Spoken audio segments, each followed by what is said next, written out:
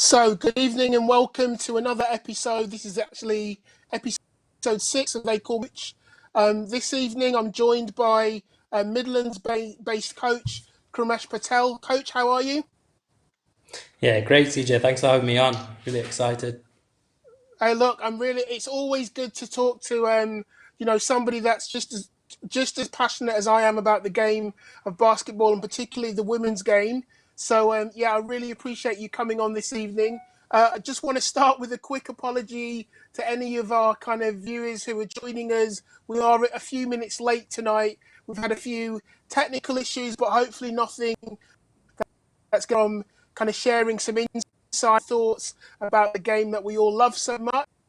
So without any further ado, let me just start by saying we kind of preface the show by making it really clear that we're not a journalistic show. I'm not a journalist. I spend almost no time researching my guests or trying to find out what's going on.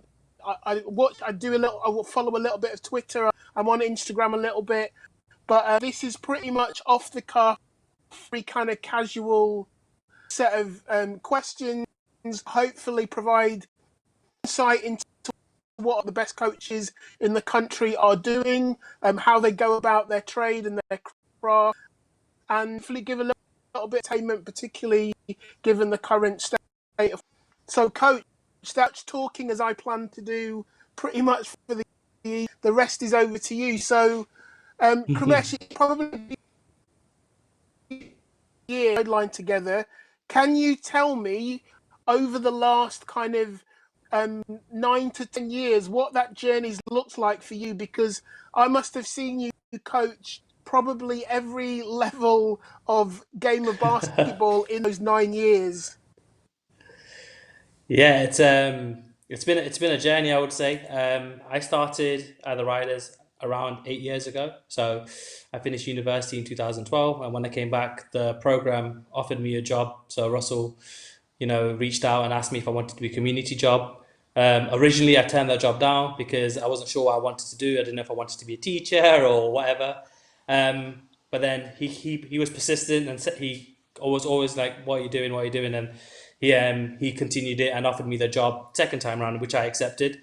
That year I did community coaching, so I was in like primary schools, secondary schools, working on 3-on-3 project. Worked a lot with Joe with them kind of stuff, building up, you know, programs to get kids off the street and stuff. And all that went well. The numbers increased with their participation increased. They really enjoyed it to a point where my passion for basketball was always being competitive. And at some point, it hit me is like, even though this is good for what's happening, it's not what I want to do. I can't see myself doing this for 10, 15 years. So at the end of the year, I decided to speak with the club and be like, look, if I want to do elite level, I don't think there is anything, so I'm just gonna look elsewhere. And that summer, I got a job as a TA, and I was like, you know what, I might try to become a teacher, like follow that route, get a TA, following year PGC, so on. But that summer, I got a phone call. I was talking to Dave Greenaway. So Dave Greenaway at the time was the Nottingham Wildcats coach. He was also my academy coach, which most people won't know. Like, so when I was 16 to 19 in the academy, Dave was my coach. He spoke to me and he was like, "Look, you want to go into league? Why don't you come assist me in Nottingham Division One and lead the second team?" And I was like, "Oh, that's quite interesting. Sorry, Nottingham, not that far. Work with someone I know." But a few days later, Joe Pinchon spoke to Matt Harbour and said, "There's a kid in Leicester wants to do it. I think you should give him a shot." So Matt rang me and offered me the same kind of situation. Both were volunteer roles, but in the end, I decided to go with Matt because I'd worked with Dave as a player, so I know what kind of style he was on about. Also, Matt was different, so that was unique to me, and it was in Loughborough, so it was only from where I was working a 25-minute drive. So that year, I volunteered for the whole year. I'd work 9 to 5 no, 9 to 4 at Rushamede as a TA, then drive to Loughborough, do a second team practice, and then assist Matt with the Division One team. That year was a tremendous year. We did extremely well. Division One at the time was the highest level. We won that in the playoff final, and the Division Two team finished second. And the year before that, they only won like 2 games. So we had a really successful year. So I was like, "Oh, this is great. This is good."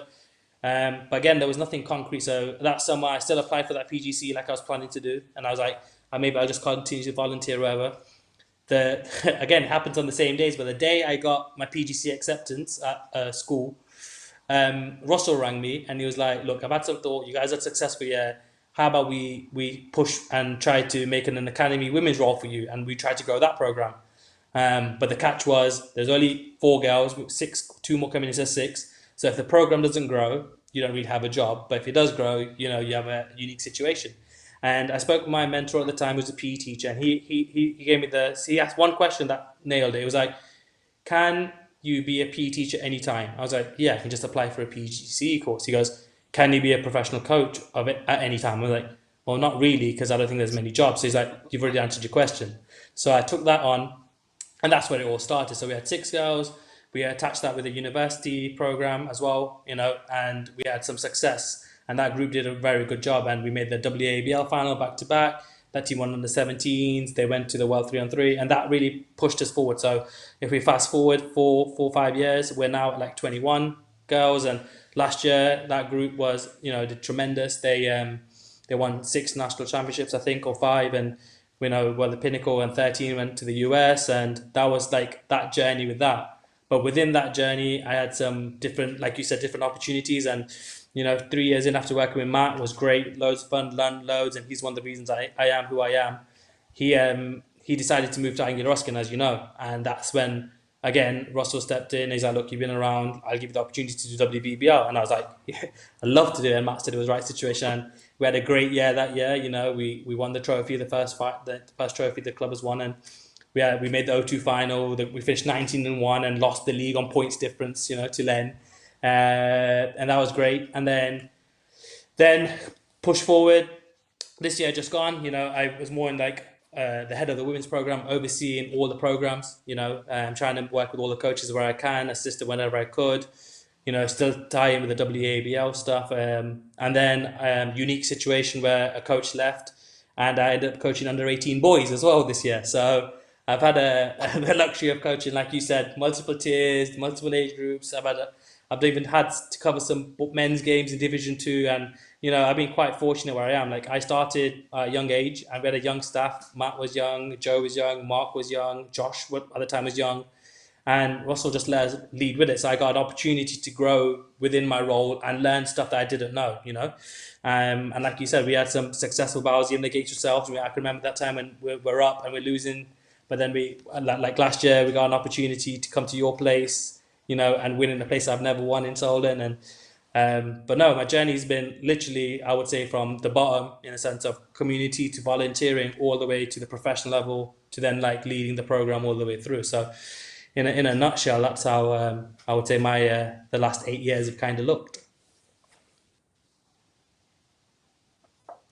Well, thank you so much. That's one hell of a kind of journey, and lots of falling in place, but also, it's funny. I was just talking this evening to my wife about, one of the fits of doing shows is that the people that you do meet on the sidelines, and you might share the odd conversation here or there, and you and I, we've had very personal kind of exchanges, kind of before games, after games, in the lead up to games, and etc.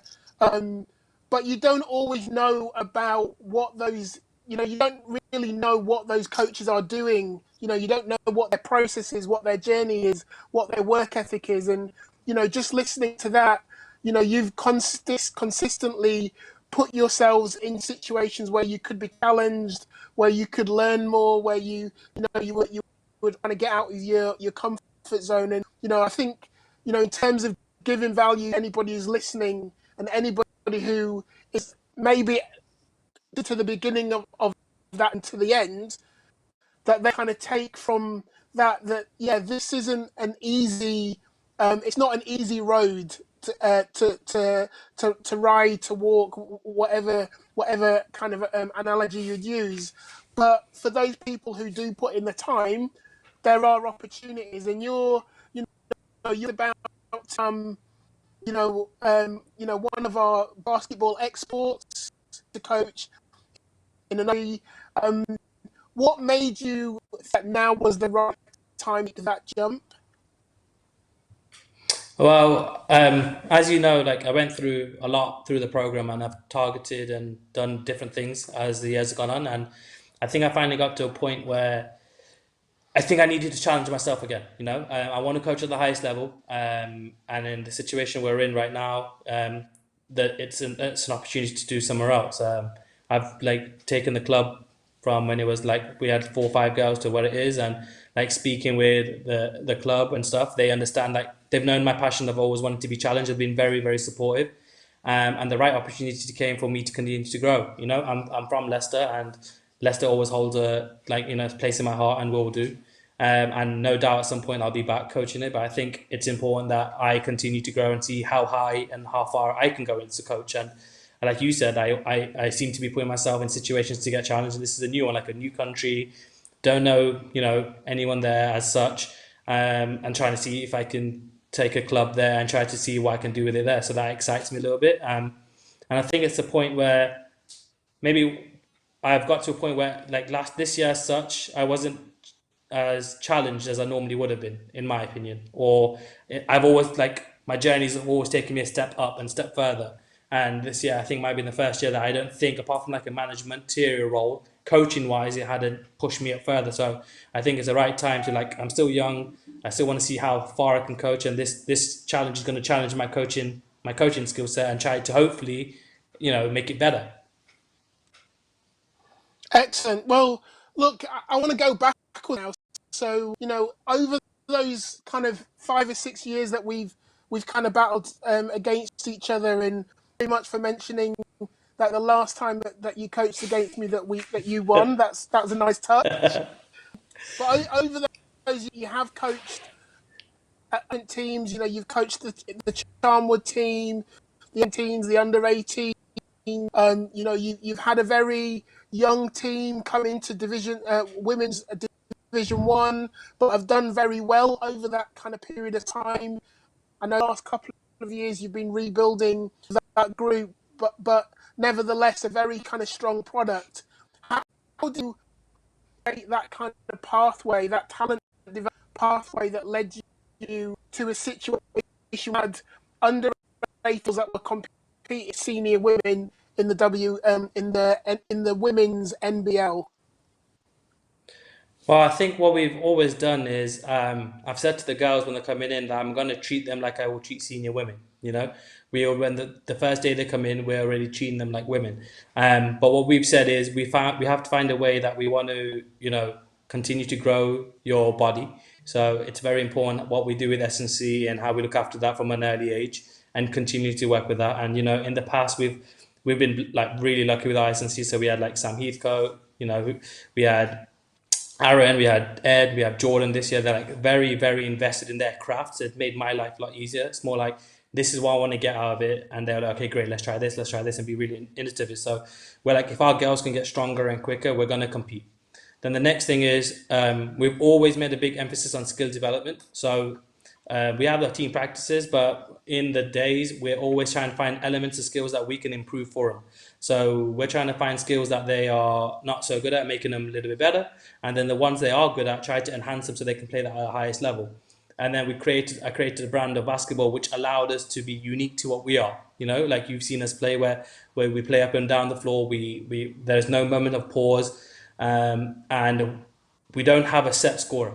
Multiple players on our team can score, and anyone can shoot the ball. And that gave us a brand which allowed multiple people to grow rather than one or two people to grow. And like you said, over the years, we've had some ups and downs with the young group, as you do. But when it comes together and the maturity of them, and especially after 2 years span of them learning and adding to their skills into the games, they've become very, very competitive with it. But like you said, like there are moments where they're like, I remember playing you, and I talked about the victory, but I remember playing you one of the early years, and we're up 16, and we have a young team at Victory Hall, and we end up losing by 5, and I'm just like trying to scratch my head, like why and this and that. And I think we talked about it. It's just like that day, the experience you had, just no matter what I do, I can't bring that in, and that's just part of the journey. But what we try to do is focus on what we can focus on. We can make them stronger. We can make them quicker. We can upskill them. We can make them smarter. And if they put all that stuff together, we'll have some good stuff coming to us in some part of our cycle. And last year was one of them cycles that came together perfectly. We finally battles up and down, and I still remember losing a couple of games here and there, but that run in that cup final came against good teams like yourself, and normally we would have lost that, but year two we didn't. Year one, 100%. And they're the moments that we really enjoy. But we target skills that we think can upskill them, and we won't target every skill. We'll target 2 or 3 that will help that individual make an impact in the game, and hopefully that impact can continue further on. And for a lot of them, it's whether it's a university in England or whether it's a university in America. But that's normally been our trade, and try to do something a little bit different that most teams don't really play with. Okay. Well, look, that's kind of I'm sure there's still a lot more detail that we're not going to get into tonight. But one of the things that process has produced a number of girls that have gone on to, you just mentioned it, play in the States and gone on to play at good schools. We'll have a different conversation another time about whether sending kids to the US is always the right thing. Mm-hmm. In terms of how talent development kind of treadmill, you guys have got something that seems to work for a number of kids. However, can you tell me about times when, be on along that kind of pathway program? So you've got kids coming in, you've got kids at the academy, you've got kids at the university, you've got professional players coming in to play for the women in the WBBL. Has there ever been a time where that talent development focus has had to maybe take a sidestep for performance? We've been, to be fair, we're quite fortunate with our growth. So, as you know, when we first started, it was just a Division One team and a WBBL team, or Division One, Division Two. But as we've grown, we've now added in an under 18s team as well, and we have multiple school competitions as well. So, what we try to do is we target environments that we are trying to develop, and we're targeting environments that we're trying to compete and be performance based. So, but the players are made clear of which situation is for what. And I think that holds value with what we're doing and why we have like success, because there is an environment where you're going to get challenged, but there's an environment where you're going to get to play and develop as well, and we want that. And I said that I want to make your situation difficult for you so that we see stuff and you grow. I don't want it to be free flowing, and I'm okay with that. And we say to players, if that's not the situation for you, that's fine. But it's very clear we have different pathways of places that we are developing and challenging and trying to perform or win, but we make it quite clear to the players this is the situation, and most of them are trying to get to that situation when they're in that environment that they want to win. But there are moments where we will play people for performance, so it just depends what we're trying to achieve in their moments and what's best for the players. I remember we went out to win Division One, the cup. That was a priority. Like the group wanted to do that.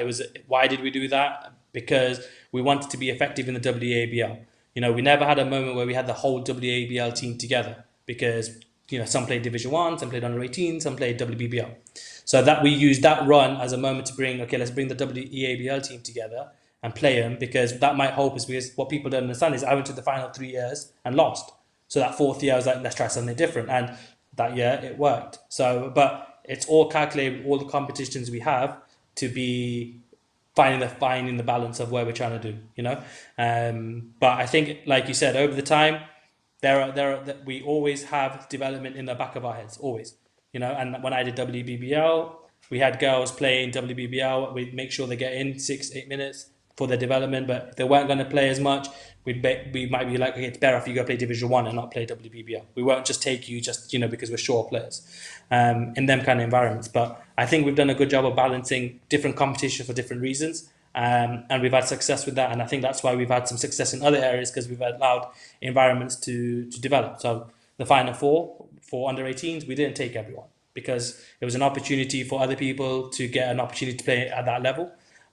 Also develop in different ways, and maybe for some of the younger ones to be ready for the next experience.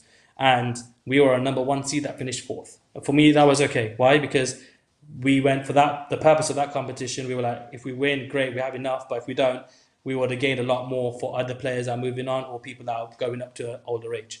But like I said, there are other environments that no, we're trying to win, and this is the selection, and this is what we're trying to do, and this is how we're going to play. So that WABL, we were going in to win, and that was a winning environment, and everyone brought into it. Okay, this is the environment we're trying to win in, so this is what I need to do if I want to play. Under 18s, okay, I'm trying to develop and play, so I know I can make a mistake here and there, but I'm going to be okay because I'm going to get some feedback to keep pushing to make that Division 1 team. Them kind of situations. Yeah, I mean, look, that's I guess that's a luxury that not every other club has the opportunity to do in terms of, constantly kind of moving the almost moving the priorities from, this is about development, this is about performance, this is about kind of, this role player and what they need, this is about what the team wants to achieve for the rest of the year. And we all do that. We all kind of play that balancing act. But I guess when you've got a basis of the numbers, the volume of girls that you've now started to at your academy, and the strength of the senior women's program as well, it does give you some opportunities that maybe some other clubs don't understand. And as a result, I know from the outside that you've been criticised for moving girls here, and think that this girl was going to be on the roster sheet today. And I mean, to that I say you can only play what's in front of you. So whichever, whether it's 8, 10, 12 girls that show up on the day, that's the team you've got to beat. And what that team internally is really about their priorities. And as we don't always understand the priorities that other teams, but I think you guys have done an amazing job over the last kind of few years, and you're making other academies think, what do we need to do that puts us in a where we can come likes of words with University, with Leicester in the BBL. So yeah, great job. Moving now, we're going to move on and obviously to this new situation. And unless you tell me different, talent development isn't the primary reason that you go into that role. You talked about having to step up and play different level. How do you see your kind of coaching philosophy putting you in a position where you go and be competitive early, given that now you don't worry about talent development? So yeah, the new team I'm going into, talent development is still going to come into it. We have some younger players in the club already that I've spoken to the club about, and how we're going to bring them up into the top team as well. So that's still going to stick with me, and the club agree that's a good idea, and so that will stay within what I'm trying to do. And the skill development part stage, I think we can do skill development at any age, and I want to upskill the players that are there and the players that are coming to us and help them be better. If they're better, we're going to be more effective.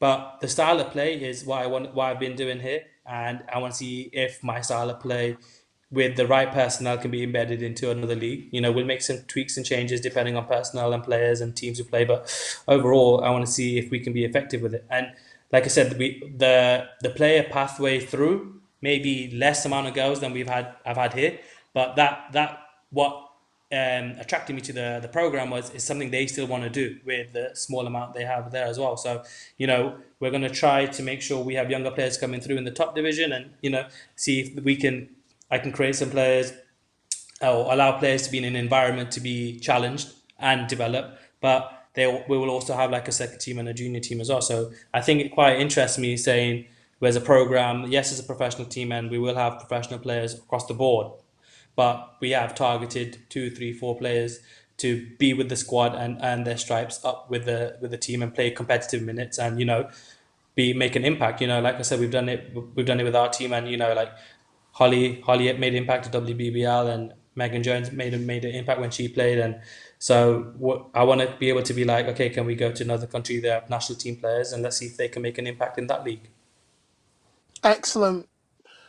So, what my train of thought just disappeared because I got listening to what you were saying, and it threw me to my next question. However, my next question was along the lines of we were talking a couple of weeks ago. Just we were sending messages backwards and forth about recruiting players, and I'd been contacted by a player who she's not affiliated with any way, shape or form. I'm not suddenly going to start recruiting, but I got contacted by a player. It wasn't that could work for us, so I sent her to a handful of coaches. And I remember we had quite a lot of kind of backwards and forwards, and then eventually you said, "Oh, thanks, CJ, but she's not my type of player." And I, I know that I know that I have certain things that I want in a player. So, in terms of playing the style of basketball that you would like to play, what are the things that you're specifically for in players? Is about athleticism, about kind of attitude, coachability? Is it about IQ? What are the kind of building blocks for a player that you would like to recruit in a team, or in your dream team? Yeah. Good question. Mine's first of all, and I think most people have coached against me, and I think you might agree, is you have to be able to shoot. The player that I'm recruiting has to be able to shoot. And why is that? I have a rule: if you're alone, you look to shoot. It makes us more competitive. So that's one of the key ones. And I like players that can shoot and from a good clip, but know the difference between a good shot and a bad shot. I also like players with strong basketball IQ or a willingness to learn. Why? Because there are different things, and if you're smarter, you can be a little bit slower or a little bit weaker. But if you're smarter, you can edge people out. So that's something that I think you can train up. And I think you've got to be mobile. So you can't be stiff. I think you have to be able to get up and down the floor, cover ground, and the final one is you have to be a strong competitor on the court. So whatever you're trying to do, you're trying to be the best of that version as you can be. And them four things hold strong to the players I'm looking for. There are other things like I should be able to have a conversation with you, not just about basketball, about other things. I think that's strong with the people that I like to work with or who work well with me. I can talk to them about the basketball, but we can also talk about your favorite movie or what happened that day or whatever. That kind of relationship definitely helps me build a better relationship with them and I get more out of them. So it's important when I talk to the players what they like. But I think that combination together allows me to start creating this type of players that I like and that will fit with a base. And don't get me wrong, there are some players that I have to upskill them into them situations, so I get that kind of, and which I've had success with doing. But that's what I am looking for when I'm looking for players. Are they mobile? Are they looking after themselves? They can shoot the ball, and are they smart? And then are they competitive? I say competitive, I need them to be two ways. We don't have a pause. We play offense and defense, but I hold value in offensive rebounding. So you have to be a competitor to be an offensive rebounder. But I would say there would be my traits. I'll be looking for a player, and I think now when I said that player wasn't my type, I think you might understand why. I absolutely understand why. I mean, um, it's not so much. I have this conversation with players all the time about do coaches have favourites, and um, on two different levels. Like in terms of what you've just described, there is the there are the building blocks of what you would like to see in a player for you to be able to play in a game of basketball the way you to be played. And then the things that comes from certain intangibles about kind of character and values and understanding the and when you get a player that really binds to the team culture, they immediately become some of my favorite players because you probably have to spend less amount of time fighting them or convince them that we need to do it this way. I totally get it. I mean, it didn't require a lot of pondering as to why you didn't why the right player for you. Last question. So starting your new job, I don't know when do you start? When are you due to be in training camp? So I am with the Riders until end of July, and I will look to start or be across there in August when my contract starts for the new team. Excellent. So, live in a new country, you don't know many people, you don't know the language. What are your expectations for that first kind of month, 2 months, the first 8 weeks of new job? Um, I think I, I think I'm excited to meet the people. Get their stories and their understanding of what the program's about, what the city's like. I'm a very big fan of food, so I need to know where all the good spots are to eat and where to buy some good food. I've been quite fortunate in that most, if not all, speak English. So, but I do want to learn Swedish. I think that's part of it. I want to come back speaking some sort and understanding some sort of Swedish. Like I've always, like I want to do that. So that's something I want to challenge myself to do. But the key one's going to be to get to know the players, the staff, the people I'll be working on a daily basis with, and see how they operate and what's the best schedule and platform we can put together that will make us successful as well as make the people there, the players, comfortable with. I think there's too many times where that conversation, open dialogue, hasn't been had, and you then have some clashes. So I think it's important to be like, okay, this is what I think, this is what I want to do, but I'd love to hear what your opinions are and people that have been there, done that. Okay, what did you guys see over the last few years that worked and didn't work, and let me implement them in because if they worked, why should we change so much? So I'm very excited to get out there, speak to them people, and find the best solutions that can make us be successful from an early stage. Well, look, I'm super up for you, Krumesh. I wish you every success in that new role. If you're ever looking for an assistant in the future, just you could just up. I'm not saying I can go anywhere because I've got kids and a wife, but maybe that's actually the reason I want to get out. We could always talk, but I really you taking your time. Obviously we're in this kind of crazy situation. None of us 6 months ago, none of us could have imagined that we'd be in the place where we are right now. Not Mhm. only not playing basketball, not coaching basketball, but actually really, having to kind of prioritize the safety of our friends and family and ourselves to make sure that we can kind of get through this really difficult period of time. So thank you again for coming on the show. I hope that we can have you back on the show once you're in your new position, and you've Yeah. kind of got your feet under the table a little bit, and it'd be really interesting to find out kind of how that journey's kind of progressing for you. No, anytime. I'd love to Everybody be back, else, and thank you for having me on. I really appreciate it. excellent. Everybody, thank you very much for tuning in this week. This was episode on on my birthday. Social show for me as well. We've had a great day. Thank you again, Krumesh. Thank you to our producer, who's always in the background. He's to be on screen. We might get him on screen in one of our episodes. And I look forward to seeing you guys next week. For now, everybody stay safe at home as far as I'm concerned, and have a great week. Thank you.